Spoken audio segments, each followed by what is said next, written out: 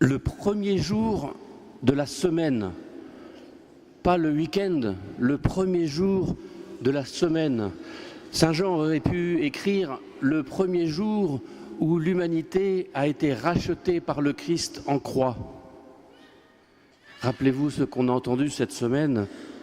Or, c'est à cause de nos révoltes qu'il a été transpercé, à cause de nos fautes qu'il a été broyé, disait Isaïe 700 ans avant. C'est parce qu'il a donné sa vie pour nous que c'est le premier jour de la vie pour la multitude, la vie avec un grand V. Parce que nous, parents, on a été généreux, on a donné la vie à nos enfants, mais c'est une vie, on le sait tous, qui se termine un jour au cimetière. Là, Jésus, Dieu, nous donne une vie qui ne s'arrête jamais. C'est le premier jour de la vie de chrétiens, donc de leur vie, pour les 13 254 baptisés adultes cette nuit en France.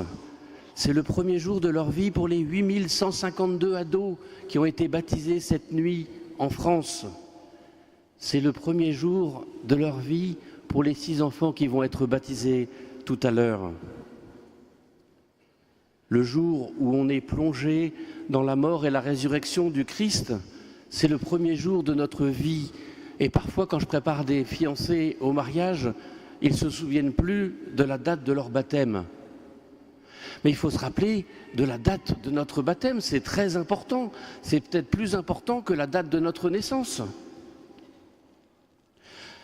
Jésus est mort pour nous donner la vie. Mais si Jésus était juste mort, même sur une croix, à l'époque c'était relativement banal. On pourrait dire que c'était courant. D'ailleurs, Jésus a dû voir des gens crucifiés. Mais Jésus est mort et ressuscité. Et ça, c'est pas du tout banal. Jean nous dit, c'était encore les ténèbres. Il faisait bien sombre cette nuit du jeudi à vendredi pour ceux qui sont allés passer un moment d'adoration avec Jésus à Saint-Jean-Baptiste. Il faisait bien sombre dans les rues de Reims, même encore légèrement éclairées. Les enfants, souvent, ont peur du noir. C'est pas très rassurant quand on est dans le noir et qu'on ne voit pas arriver l'éventuel danger. Mais les vraies ténèbres, est-ce que ce ne serait pas par hasard ceux qui refusent, ceux qui ne savent pas que Jésus est ressuscité, ceux qui se croient voués à la mort définitive? On entend ça malheureusement de temps en temps de certains artistes. Moi c'est fini, vous me mettez au cimetière, on n'en parle plus. Ah ben, on va tous mourir un jour. Marie-Madeleine voit que la pierre a été enlevée. Elle le voit, mais elle ne comprend pas. Marie-Madeleine n'était pas prête. Dans notre beau pays, n'en déplaise à tous les détracteurs qui refusent l'héritage judéo-chrétien de la France, il y a des signes partout, des églises dans presque tous les villages, des signes de la résurrection, de la foi chrétienne, des églises, des cathédrales, des statues monumentales comme celle qui est à Vézelay, la statue de la Sainte Vierge à Vézelay, qui est impressionnante. Et pourtant, nos catéchumènes de cette nuit sont passés souvent devant, les ont vus et ils n'ont pas forcément cru tout de suite. C'était pas évident, ils n'étaient pas prêts. Tant de nos contemporains ne sont pas prêts. Ils entendent des témoignages, mais ils ne sont pas prêts pour que ça rentre jusqu'au cœur. Ils attendent de nous un témoignage, une annonce de ce que nous avons vu et de ce que nous avons cru. Ils n'attendent pas des grandes théories qu'on aurait appris au caté, mais des choses qui viennent de notre cœur. Voilà ce qu'ils attendent. Ils attendent un vrai témoignage, et même en parole s'il le faut. Marie-Madeleine, elle n'était vraiment pas prête parce que son témoignage aux apôtres était basée sur la peur, sur son incertitude.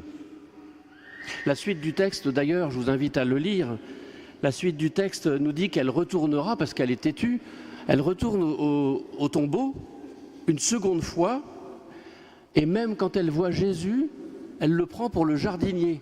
C'est dire qu'elle n'était pas prêtre, elle n'avait pas encore les bonnes lunettes.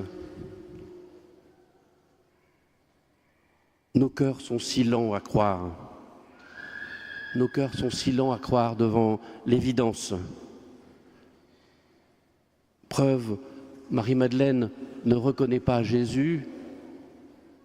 Pourtant, Jésus se présente à elle, mais c'est la preuve qu'il ne se présente pas sous forme d'un fantôme. Comme de temps en temps, on le dit, oui, non, mais c'était une illusion. Tout d'un coup, elle a cru voir, mais ce n'était pas sûr. Bref, reprenons le déroulement de notre histoire de ouf, diraient les ados. Jésus, le rabouni, le maître, l'ami des apôtres, celui en qui ils avaient mis tout leur espoir, y compris l'espoir de remettre en place la royauté de David, y compris par la force, avec une armée céleste éventuellement, pourquoi pas. Jésus a été arrêté, mis à mort, déposé au tombeau. Bref, la déprime totale. Aujourd'hui, on mettrait une cellule psychologique en place ou alors on les bourrerait de cachets antidépresseurs. Et voilà, Tipa, qu'une femme vient leur annoncer, cerise sur la déprime, qu'on a enlevé le corps de Jésus. Alors ils sont quand même stupéfaits, ils courent pour vérifier les dires d'une femme. Déjà à l'époque, on avait des doutes. L'affaire est tellement invraisemblable qu'elle est tellement difficile à croire, cette nouvelle. Et Pierre entre, et le texte nous dit, il aperçoit les linges posés à plat, ainsi que le suaire qui avait entouré la tête de Jésus, non pas posé avec les linges, mais roulé à part à sa place. Oh oui, béni sois-tu, Pierre, de ne pas comprendre tout de suite, de ne pas comprendre non plus. Il y a tant de choses que nous ne comprenons pas du premier coup, et toi, que Jésus a choisi pour bâtir son Église, tu ne comprends pas du premier coup. Béni sois-tu, Pierre, tu n'es pas encore prêt. Jean, lui, nous dit qu'il a vu et qu'il a cru tout de suite. Jean a tellement aimé Jésus qu'il a l'intuition que c'est pas possible qu'on ait enlevé le corps de Jésus. Alors, il croit. Mais finalement, tous les deux voient la même chose. Et pourtant, ils ne comprennent pas la même chose. Tous, nous voyons les mêmes choses. Et pourtant, nous n'avons sans doute pas les mêmes lunettes parce que nous ne comprenons pas la même chose. Tous, le dimanche, à la messe, nous voyons l'hostie élevée par le prêtre. Mais est-ce que nous comprenons la même chose ? Tous, nous voyons à la télévision, dans les grandes cérémonies, l'hostie élevée par le prêtre, le pape ou les évêques. Et nous ne voyons pas la même chose. Nos contemporains ne voient pas la même chose. Mais c'est normal, on n'a pas la même culture, on n'a pas la même éducation, on n'a pas la même histoire. Même dans les couples, quand on se parle, on n'a pas la même histoire. On ne parle pas forcément le même langage. Il faut apprendre à parler le langage et à comprendre le langage de l'autre. C'est pourquoi nous avons besoin des autres pour commencer à croire. Nous avons besoin des autres pour avancer tout simplement dans la vie. Les enfants qui vont être baptisés avaient besoin de leurs parents pour avancer, ou se mettre debout, se mettre à parler, pour les premiers sourires qu'ils ont rendus. Nous avons besoin des autres pour avancer vers Jésus. L'incrédulité de Pierre est peut-être due par le fait qu'il n'a pas encore reçu l'Esprit Saint qui arrive à la Pentecôte. Seul, on ne comprend pas tout. Seul, c'est nos méninges qui travaillent, mais pas notre cœur. Seul, le risque, c'est de se construire un petit Jésus bien à soi, qui nous arrange bien, qui est bien chaud et qui ne nous reproche rien. Bref, un Jésus à notre image.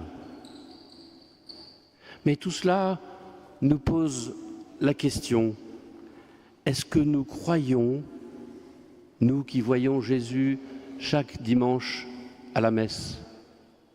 Carlo Acuti disait qu'on avait beaucoup plus de chance que les apôtres parce que nous, il suffisait qu'on rentre dans une église pour voir Jésus. Est-ce que nous croyons, nous qui sommes accompagnés à chaque instant avec l'Esprit Saint, est-ce que nous croyons sur le simple témoignage des apôtres? Jusque-là, en effet, les disciples n'avaient pas compris que selon l'Écriture, il fallait que Jésus ressuscite d'entre les morts. Mais nous, 2000 ans plus tard, nous savons dans nos petites têtes que ce que Jésus avait annoncé, puisqu'on a du recul, mais est-ce qu'on en a tapissé notre cœur? Père, donne-nous la foi en Jésus ressuscité. Donne-nous la joie du ressuscité pour que nous puissions crier à ce monde qui se déchire, Christ est ressuscité. Il est vraiment ressuscité. Christ est ressuscité.